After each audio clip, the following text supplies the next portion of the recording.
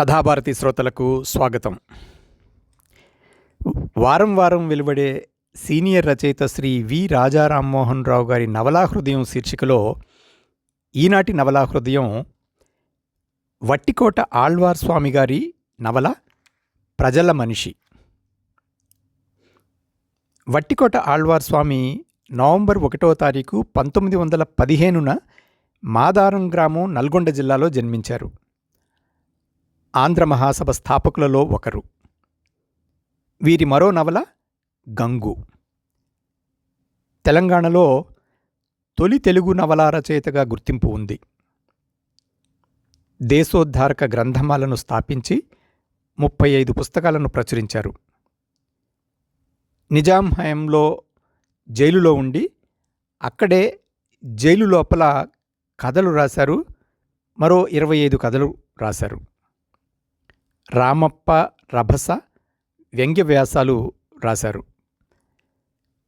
Communist party క్రియాశీలక సభ్యుడు. ఫిబ్రవరి 5వ తారీఖు 1961 మరణించారు. ఇక ప్రజల మనిషి నవలా హృదయంలోకి వెళదాం. వట్టికోట ఆళ్వార్ స్వామి 1952లో రచించిన నవల ప్రజల మనిషి. 1955లో తొలిసారి దేశోద్ధారక గ్రంథమాల ద్వారా ప్రచురింపబడింది. తెలంగాణ తొలి నవలాకారుడి తొలి నవల ఇది. తెలంగాణకు సంబంధించిన ప్రముఖ నవలల్లో ముందు వరుసలోది ప్రజల మనిషి. 1914 నవంబర్ 1వ తేదీన జన్మించి 1961 ఫిబ్రవరి 5న మరణించిన ఈ గొప్ప రచయిత జీవితంలో పలు రకాల మజిలీలున్నాయి. ఆళ్వార్ స్వామి పిన్న వయసులో హోటల్ కార్మికుడు. అలా శ్రమిస్తూ స్వయం కృషితో చదువుకున్నారు. క్విట్ ఇండియా ఉద్యమంలో గట్టిగా పనిచేశారు. 1944లో కమ్యూనిస్టు పార్టీ సభ్యత్వం తీసుకున్నారు. నిజాం వ్యతిరేక తెలంగాణ ఉద్యమంలో పాల్గొని జైలు శిక్ష అనుభవించారు. దేశోద్ధారక గ్రంథమాల వ్యవస్థాపకులు. గంగు వీరి మరో ప్రముఖ నవల. జైలు లోపల వీరి కథల సంపుటి. ప్రజల మనిషి కథాకాలం 1938 ప్రాంతం. కథకి భూమిక తెలంగాణ జనజీవితం. ఒక్క వాక్యంలో ఈ నవల గురించి చెప్పాలంటే ప్రజల మనుషులు ఎలా ఉండాలి, ఎలా ఉండకూడదు, ఎలా ఉన్నారు అన్న అంశాల నిశిత చిత్రణ. తదితర అంశాల కన్నా ఈ నవలలో ప్రముఖంగా చెప్పుకోవాల్సింది భాష గురించి. ప్రాంతీయం, మాండలికం అన్న అంశాలు కేవలం భాష వరకే పరిమితం కాక రకరకాల సున్నిత పార్శ్వాలకి విస్తరించి ఉద్వేగపూరిత చర్చలకి దారితీసిన కాలంలో ఉన్నాం. కాల్పనిక రచన వరకే చూసినా మొత్తం రచనంతా మాండలికంలో ఉండాలా, పాత్రల సమగ్ర రూపం తెలిపేలా సంభాషణల వరకు ఉంటే చాలు అన్న మీమాంస ఉంది. దీనికి ఆళ్వార్ స్వామి గారు 1952లోనే పూర్తి న్యాయం చేశారు. ఆ ప్రాంతంలో జనం మాట్లాడుకునే మాటల్ని, వాడుకలో ఉన్న అన్ని భాషాపదాల్ని అదే రంగు, రుచి, అర్థాలలో వాడి పఠనాశక్తి మరింతగా పెంపొందించే శైలిని ఎంచుకున్నారు. ఈ మార్గనిర్దేశనంలో ప్రజల మనిషి నవల ఓ గైడ్ లాంటిది. అప్పుడు జాతీయ స్థాయిలో తెల్లవారి అధికారం. అందువల్ల ఆంగ్లం, పరిపాలన మొహమ్మదీయులది అవటం వల్ల ఉర్దూ ప్రాబల్యం, ప్రాంతీయంగా అచ్చతెనుగు వాడుక. ఇది పరిస్థితి. ఆళ్వార్ స్వామిగారు పుట్టి పెరిగింది వైష్ణవ సాంప్రదాయంలో. అందువల్ల సంస్కృత భాషా ప్రభావం ఆయన మీద ఉంది. కమ్యూనిస్టు కార్యకర్తగా విప్లవాభిలాష ఉంది. రాజకీయ నైశిత్యం ఉన్న వస్తువుని కథగా ఎంచుకున్నారు. ఇలా అనేక రకాల ఒత్తిడి ఆళ్వార్ స్వామి గారి మీద తన రచనా కాలంలో ఉంది. ఈ అన్ని రకాల ఒత్తిడి ఆయనని నిరంతర కృషికి ఆయత్తం చేసింది. అందుకే ప్రజల మనిషి చిరస్మరణీయంగా రూపుదిద్దుకుంది. నిజాయితీ నిబద్ధతల ప్రతిరూపం ప్రజల మనిషి నవల. ఈ నవల నాయకుడు కంఠీరవం. అతని ఊరు డిచ్పల్లి దగ్గరి దిమ్మగూడెం. ఆ ఊరి దొర రామభూపాలరావు. ఆయనింటికి అల్లుడు వస్తున్నాడు. అల్లుడితో కలిపి పిల్లని కాపురానికి పంపుతున్నారు. అందుకుగాను ఊర్లో తలొకరికి ఒక్కో రకం భారం. కంఠీరవం స్నేహితుడు కొమరయ్య. అతని తండ్రి కోటయ్య. కోటయ్య ఇంట్లో బాగా పాలు ఇస్తున్న ఆవును తోలమన్నారు. రఘునాథాచార్యులు గొప్ప పండితుడు. ఆయనంటే అందరికీ గౌరవం. అయినా ఆయన భార్య కంఠీరవం తల్లి ఆండాళమ్మగారిని 20 విస్తళ్ళు కుట్టి పంపమన్నారు. ఇది ప్రజల మనిషి నవలారంభం. దొరల జులుం ఎలా ఓ సంప్రదాయంలా చలామణిలో ఉందో తెలుపుతుంది ఈ ఆరంభం.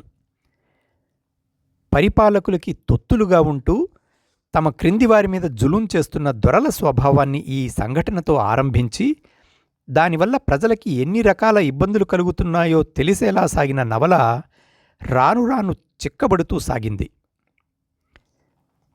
గొట్టం కోటయ్య కాపు. అతని కొడుకు కొమరయ్య. కంఠీరవం కొమరయ్య ఒక ఈడువాళ్ళు, స్నేహితులు.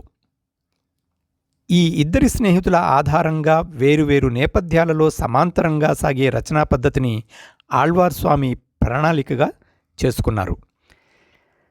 తండ్రి మరణించాక అన్నగారి దౌష్ట్యం తట్టుకోలేక ఇల్లు వదిలి నిజామాబాద్ చేరాడు కంఠీరవం. యాదృచ్ఛికంగా వేదాంతాచార్యుల గారి ఇంటిలో ఆశ్రయం దొరికింది. అక్కడే ఉండి చదువు, వైద్యం నేర్చుకున్నాడు. అతని ఎదుగుదల ఆ స్థాయికే పరిమితం కాలేదు. అవగాహన పెరిగింది. నిజాం పరిపాలనా విధానం, చట్టం, అధికార దుర్వినియోగం, అట్టడుగు ప్రజల మీద సాగుతున్న అన్ని రకాల దోపిడీ అతన్ని అలజడికి గురిచేశాయి. కులభేదాలు చేస్తున్న చెడుపు, మత మార్పిడుల రాజకీయం, ఆర్య వైష్ణవ ధర్మాల బలాబలాలు, వ్యక్తి ధర్మం లాంటి అన్ని విషయాల్ని ప్రజాహిత దృక్పథంతో విశ్లేషించి మనసుకు పట్టించుకున్నాడు. అక్కడి నుంచి తరతమ భేదం లేని నిస్వార్థ నిజాయితీ కార్యాచరణకు కట్టుబడ్డాడు.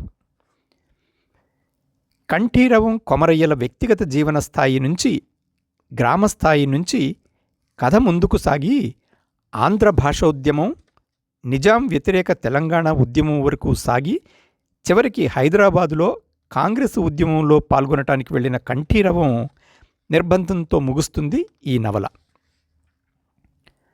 ప్రజల మనిషి కొందరి వ్యక్తుల కథ కాదు, కొన్ని గ్రామాల కథ కాదు, కొన్ని సంఘటనల కూర్పు కాదు. వీటన్నింటి పరిధిని దాటిన ప్రాంతీయ జాతీయ ఉద్యమాల చిత్రణ. కులీన వైష్ణవ సంప్రదాయంలో పెరిగి జాతీయ విప్లవ స్థాయికి ఎదిగిన ఆళ్వార్ స్వామి జీవితంలో ఎంత విస్తృతి ఉందో ప్రజల మనిషి నవలలోనూ అంత విస్తృతి ఉంది. రచయిత జీవితం, రచన మమేకం అయిన నవలాకృతి ప్రజల మనిషి. మత భయం, అధికార భయం ప్రజల్లో ఎలా ఉంటుందో ప్రజల మనిషిలో తెలుస్తుంది. కులం తాలూకు తప్పుడు చైతన్యం ఆర్థిక పరంగా ఎటువంటి మార్పులు తెస్తుందో ప్రజల మనిషి చూపించింది. సంస్కృత భాషా సాహిత్యం కేవలం కావ్యాలు, తాత్విక మీమాంసలే కాదని ప్రజాహిత పరిపాలన మౌలికంగా ఎలా ఉండాలో తెలిపిందన్న విజ్ఞానాన్ని అందించింది ప్రజల మనిషి. 1938కి పూర్వం తెలంగాణ ప్రాంతపు పరిపాలన, భాష, న్యాయ వ్యవస్థ తీరుతెన్నుల్ని గ్రంథస్థం చేసింది ప్రజల మనిషి. వ్యక్తి, ఆత్మగౌరవం, దుష్టపాలన లాంటి పరస్పర ఆధారిత అంశాలని నిశితంగా ఆళ్వార్ స్వామి ఈ నవలలో చర్చించారు. చాలాసార్లు నేర విచారణ ఏళ్ల తరబడి సాగుతుంది. ఇప్పటికీ అదే పరిస్థితి. ఒకవేళ నేరం నిర్ధారింపబడి శిక్ష పడితే నేర విచారణ కాలం, శిక్షణా కాలంలోకి లెక్క రావాలన్న సాంఘిక సూక్ష్మాంశాన్ని ప్రతిపాదించారు ఆళ్వార్స్వామి. న్యాయపరమైన కీలకాంశం ఇది. అప్పటి కులాచారాలు, భావాలు, కంఠీరవం లాంటి వ్యక్తుల అనుభవాల పునాదుల మీదే మార్పు చెందాయి. మతభేదాలు, అధికార పేదరిక వ్యత్యాసాల వల్ల బడుగు జీవితాలు పడే బాధలు కంఠీరవం చిన్నతనంలోనే అతని మనసు మీద చెరగని ముద్ర వేశాయి. పసితనంలో చిన్న విషయాలకి కూడా కరిగిపోయి కంటనీరు పెట్టుకునే తత్వం అతనిది. అలాంటి వ్యక్తి నిజాం పాలనని ఎదిరించే ఉద్యమ స్థాయికి చేరటం ఓ దీర్ఘ ప్రయాణం. ప్రజల మనిషి కంఠీరవం కథలాగే సాగిన అంతరార్థం వేరు. కంఠీరవం పసితనం, కొమరయ్యతో అతని స్నేహం, చిన్న పల్లెలోని పరస్పర ఆప్యాయతలు, గ్రామీణ వ్యవస్థ, ఈ రకం వివరాలన్నీ నవల తొలి విభాగంలో ఉన్నాయి. కుటుంబ వ్యవస్థలోని ప్రేమ, ఇరుగు పొరుగువారి ఆప్యాయతలు, గొడ్లకాడ పిల్లల నిర్మల నైజం కళ్లకు కట్టినట్టు రాశారు ఆళ్వార్స్వామి. అన్నగారి అధికారం భరించలేక ఇల్లు వదిలి వెళ్ళిపోయిన కంఠీరవం నిజామాబాద్ చేరాక సాంఘికంగా ఇంకా నిలిచి ఉన్న కొన్ని మర్యాదలు, వాటి వల్ల జరుగుతున్న మేలు గ్రహించాడు. దిక్కు మొక్కు లేక నిజామాబాదు చేరిన కంఠీరవాన్ని ముందుగా బట్టల కొట్టు యజమాని లక్ష్మీనారాయణ ఆదరించాడు. కంఠీరవం వైష్ణవుడని గుర్తించి రఘునాథాచార్యులు గారి కొడుకని తెలుసుకుని వెంటనే మనిషినిచ్చి వేదాంతాచారి గారి ఇంటికి పంపించాడు. వేదాంతాచారి గారి ఇంట్లో ఆశ్రయం, అన్నపానాలు లభించటమే కాక ఆ ఇంటిల్లిపాది అతన్ని తమ కుటుంబ సభ్యుడిగా ఆదరించారు. దీనికి ప్రధాన కారణం కంఠీరవం తండ్రి రఘునాథాచార్యులు గారి విద్వత్తు, మంచితనాల మీద గౌరవం. వేదాంతాచారి గారి కొడుకు మోహనాచారి కంఠీరవాన్ని సొంత అన్నగారిలా చూసుకున్నాడు. అతనే దగ్గరలోని గ్రంథాలయానికి కంఠీరవాన్ని తీసుకెళ్లాడు. ఆ క్షణం నుంచి కంఠీరవం ఆలోచనాక్రమం మారింది. గాంధీజీ ఆత్మకథ అతనికి పారాయణ గ్రంథమైంది. స్వాతంత్ర పోరాట వీరుల చరిత్రలన్నీ తెలుసుకున్నాడు. దేశభక్తి విలువ, ప్రజాహితం గురించి ఉద్యమించాల్సిన అవసరం తెలిసాయి. అంచెలంచెలుగా అతని రాజకీయ జీవితం బలపడుతూ వచ్చింది. మత కుల భేదాలకు అతీతంగా ఏర్పడాల్సిన వ్యవస్థ మీద గురి కుదిరింది. ఆ తర్వాత అతని ఉద్యమ జీవితం జైలు పాలయ్యింది. నిజామాబాద్ జైలులో ఉన్నాడు. జైలు జీవితం అతని చైతన్యాన్ని, మానవత పట్ల అతని అంచనాలు, విశ్వాసాన్ని మరింత దృఢపరిచింది. ఆ తర్వాత హైదరాబాద్ జైలుకు మార్చారు. జైలు శిక్ష పూర్తయ్యాక కంఠీరవం దిమ్మగూడెం వచ్చినప్పుడు తన వాళ్లని కలుసుకున్నాడు.